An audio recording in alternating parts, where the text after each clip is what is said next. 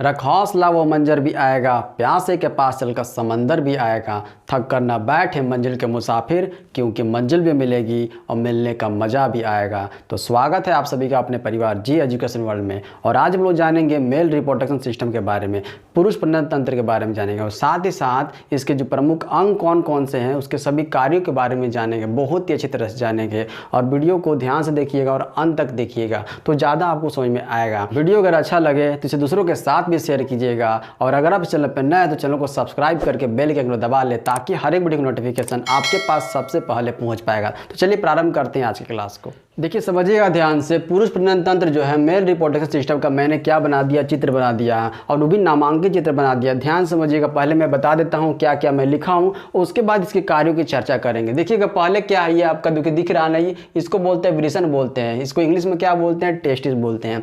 आगे समझते हैं, ये जो दिख रहा है आपको, ये जो दिख रहा है इसको बोलते हैं वृषण कोष बोलते हैं, इसको स्क्वाटम इंग्लिश में बोलते हैं। ठीक है, आगे चलते हैं, ये आपका मूत्रमार्ग है जिसको यूरेथ्रा बोलते हैं। ठीक है, ये आपका सीसन है, इसको क्या बोलते हैं, पेनिस बोलते हैं। ये आपका जो दिख रहा है ना, ये आपको शुक्रवाहिका है जिसको बोलते हैं वेस डिफरेंस बोलते हैं। ठीक है, आगे चलते हैं, ये आपका क्या है, मूत्राशय है। ठीक है, ये मूत्राशय, इसको यूरिन ब्लैडर बोलते हैं, ब्लैडर जो होता है ना इसी को बोलते हैं। आगे चलते हैं, ये वीर्यपुटिका है जो दिख रहा है, ये जो है वीर्यपुटिका है जिसको शुक्राशय ही बोलते हैं, सेमिनल वेसिकल इसको इंग्लिश में बोलते हैं।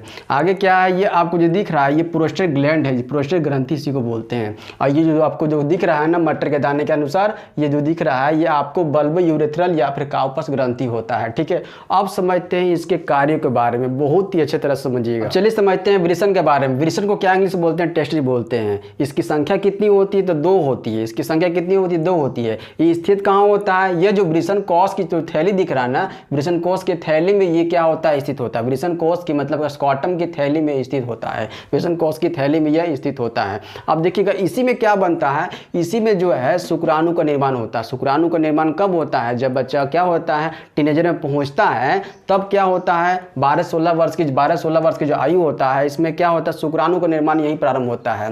शुक्राणु का निर्माण प्रारंभ होता है और साथ ही साथ एक हार्मोन भी स्रावित होता है जिसका नाम क्या है, टेस्टोस्टेरोन हार्मोन। इसी हार्मोन के चलते जो बच्चा है चक्कर पकड़ करता है ना, तो इसी हार्मोन के चलते टेस्टोस्टेरोन हार्मोन, जो पुरुष हार्मोन जो कौन सा है, टेस्टोस्टेरोन हार्मोन है। ये आप लोगों ने कभी सोचा है कि जो टेस्टिस होता है, वृषण जो होता है, शरीर के नीचे वाले भाग में क्यों स्थित होता है, क्योंकि प्रकृति ने बहुत सोच समझ के बनाया है। क्यों होता है जानिएगा, समझिएगा ध्यान से। क्योंकि वृषण में क्या निर्माण हो रहा है, वृषण टेस्टिस में निर्माण क्या होता है, शुक्राणु का निर्माण होता है, स्पर्म का निर्माण होता है। यहाँ पर स्पर्म का निर्माण होता है, शुक्राणु का निर्माण होता है। तो शुक्राणु का निर्माण जो होता है, शरीर का जितना टेम्परेचर है ना उससे कम टेम्परेचर की आवश्यकता होती है उसको निर्माण होने के लिए। शुक्राणु का निर्माण होने के लिए शरीर का टेम्परेचर जितना 37 डिग्री सेल्सियस है ना शरीर का टेम्परेचर, उससे कम टेम्परेचर चाहिए इसको क्या निर्मित होने के लिए, बनने के लिए। यही देखते हैं कभी कभी ठंडे के दिन में क्या हो जाता है, ये है ना सिकुड़ जाता है, और गर्मी के दिन में क्या हो जाता है, फैल जाता है। इसलिए इसको कम टेम्परेचर चाहिए, शरीर के टेम्परेचर से कम टेम्परेचर चाहिए इसको निर्माण करने के लिए। मतलब किसका निर्माण होने के लिए, शुक्राणु का निर्माण होने के लिए। वृषण आपको समझ में आ गया। अब समझते हैं हम लोग अधिवृषण के बारे में समझते हैं। ये वृषण समझ में आ गया, वृषण क्या कोष क्या होता है, स्क्वाटम क्या होता है, आपको समझ में आ गया। अब चलते अधिवृषण के बारे में, एपिडिडमिस के बारे में। एपिडिडमिस क्या होता है, यह जो है वृषण के जस्ट पीछे होता है और किससे जुड़ा हुआ होता है, शुक्रवाहिका, मतलब कि भेज डिफरेंस से जुड़ा हुआ। दिख रहा है ये जो दिख रहा है आपका अधिवृषण, इससे जुड़ा हुआ रहता है, भेज डिफरेंस से जुड़ा हुआ रहता है और इस वृषण का जस्ट पीछे होता है, वृषण का जस्ट पीछे होता है। इसका काम क्या है, यह करता क्या है, जो भी यहाँ शुक्राणु जो निर्माण हुआ है उसको मैच्योर करता है, परिपक्व करता है, उसके बाद उसका संरक्षण करता है। संरक्षण करने के बाद क्या करता है, परिवहन भी करता है। शुक्राणु का परिवहन मतलब कि शुक्रवाहिका में भेजने का काम किसका है, तो इसी अधिवेशन का काम है, एपिडिडमिस का काम है। ठीक है, समझ में आगे यहाँ तक। अब पहुँचता है कहाँ पर, ये शुक्रवाहिका में पहुँचता है। शुक्रवाहिका का काम क्या है, जब ये शुक्रवाहिका में पहुँचता है तो शुक्रवाहिका में जब पहुँचता है तो शुक्रवाहिका काम क्या करता है, भेज डिफरेंस क्या काम करता है, तो जो भी शुक्राणु यहाँ पर आता है इसका परिवहन करने का, इसको ले जाने का काम, शुक्राणु का ले जाने का काम कौन करता है, कहां तक ले जाने का काम करता है, तो वीर्यपुटिका शुक्राशय तक, सेमिनल वेसिकल तक, यहां तक ले जाने का काम कौन करता है, तो यही करता है शुक्रवाहिका करता है, भेज डिफरेंस करता है। समझ में आ गया, ये भी आपको समझ में आ गया। जब ये शुक्राशय में पहुंचता है तो यहां पर जब पहुंचता है ये, यहां पर पहुंचता है तो एक जो है क्षारीय द्रव यहां पर क्या होता है, स्रावित होता है। क्षारीय द्रव एक मतलब कि गाढ़ा द्रव स्रावित होता है जो कि इस वीर्य को क्या करता करता है, यहाँ पर शुक्राणु जो यहाँ पर पहुंचा है उसको तैरने में मदद करता है। जो तैरता है शुक्राणु किसके द्रव में तैरता है, तो जो भी ये द्रव छोड़ा है ना, सेमिनल वेसिकल जो द्रव छोड़ा है यहाँ पर, उसी द्रव में ये तैरता है। अब जब उसके बाद देखें, ध्यान समझिएगा, जब ये इसके बाद कहाँ पहुंचता है,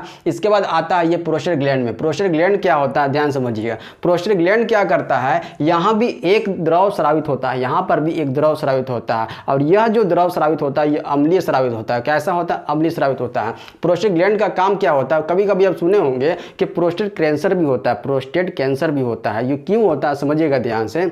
इसका काम क्या है, यह जो क्या करता है, ये जो दिख रहा है ना, ये आपको ये जो दिख रहा है प्रोस्टेट ग्रंथि, ये करता क्या है, जब पुरुष यूरिन निकालता है तो ये एक तरह से फाटक काम करता है। जब पुरुष यूरिन निकालता है तो ये जो है वीर्य को बाहर नहीं निकलने देता है, और जब वीर्य निकालता है तो यह जो है यूरिन को बाहर नहीं निकलने देता है। ये फाटक काम करता है। कभी कभी देखे ना, कभी कभी किसी का आप लोगों ने देखा है कि जो है पुरुष जो है जब यूरिन निकालता है तो साथ साथ वीर्य भी बाहर निकल जाता है। कारण किसके कारण होता है, इसी प्रोस्टेट ग्लैंड के खराब होने के कारण होता है। समझ में आगे इसका काम क्या है, इसका काम क्या है, इसका प्रोस्टेट ग्लैंड का काम क्या है, जो भी यहाँ पर शुक्राणु आया है उसको पोषण प्रदान करना, उसको पोषण प्रदान करना, और उसमें एक गाढ़ा द्रव मिला दिया जाता है। इसके द्वारा, किसके द्वारा, और भी अम्लीय द्रव मिला दिया जाता है। अम्लीय द्रव यहाँ स्रावित होता है, ठीक है। ये भी एक वीर्य बनने में मदद करता है। समझ में आगे यहाँ तक। अब समझते हैं जब ये कहाँ पहुँचता है, जब ये अब आता है कहाँ पर, ये बल्बो यूरेथ्रल मतलब काउपर्स ग्लैंड में आता है। ये जो है दोनों ओर होता है, दोनों ओर जो दिख रहा है ना, ये मटर के दाने के अनुसार होता है, मटर के दाने के जैसा ये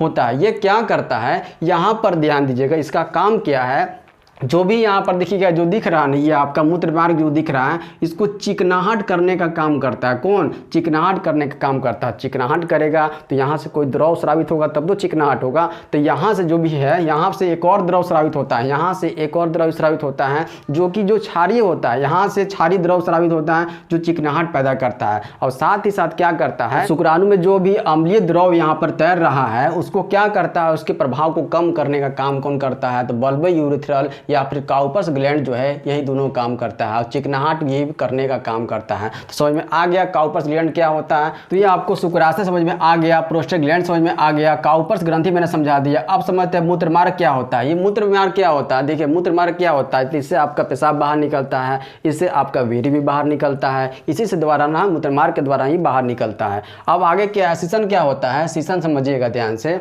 सिसन जो है, जब महिला और पुरुष संबंध बनाते हैं तो संबंध बनाने के दौरान क्या होता है, जब भी जो पुरुष जो है, जो वीर्य उसका स्खलन होता है तो किसके माध्यम से होता है, तो इसी सिसन के माध्यम से होता है, पेनिस के माध्यम से होता है, ठीक है। अभी देखिएगा ये क्या है, वीर्य क्या है। देखिए वीर्य किसको बोलेंगे, ध्यान समझिएगा, वीर्य किसको बोलेंगे। वीर्य यहाँ जब शुक्राणु का निर्माण होता है, यहाँ पर होता है जो भी आपका विरेचन में टेस्टिस में जो हुआ है, शुक्राणु का निर्माण होता है। जब अधिविरेचन में जो आता है, अधिविरेचन से फिर आपका किस में आता है, शुक्रवाहिका में आता है, वेस्ट डिफरेंस में आता है। वेस्ट डिफरेंस के बाद कहाँ आता है, तो ये आपका शुक्राशय में पहुंचता है। शुक्राशय में पहुंचने के बाद प्रोस्टेट ग्लैंड में आता है। प्रोस्टेट ग्लैंड के बाद कहाँ आता है, काउपर्स यहाँ पर ग्लैंड में पहुंचता है। उसके बाद ना आता है किसके, मूत्र मार्ग में। तब ये चेंज किस में हो जाता है, जो भी शुक्राणु में वो चेंज हो जाता है, किस में, वीर्य में चेंज हो जाता है, सीमन में चेंज हो जाता है। क्योंकि बहुत सारे द्रव हो जाते हैं इसमें मिल जाते हैं, तब जाकर इसको क्या बोलते हैं, वीर्य बोलते हैं, सीमन बोलते हैं। जब पुरुष महिला से के साथ संबंध बनाता है तो एक स्खलन में कितना वो वीर्य बाहर निकलता है, तो 2.5 से लेकर के 3.5 ml तक ले स्खलित करता है। उम्मीद करता हूँ कि सबको समझ में आ गया होगा। अच्छी तरह से मैंने कार्यों को भी मैंने बता दिया, पुरुष प्रजनन तंत्र मेल रिप्रोडक्शन सिस्टम के बारे में मैंने अच्छी तरह से बता दिया, ठीक है।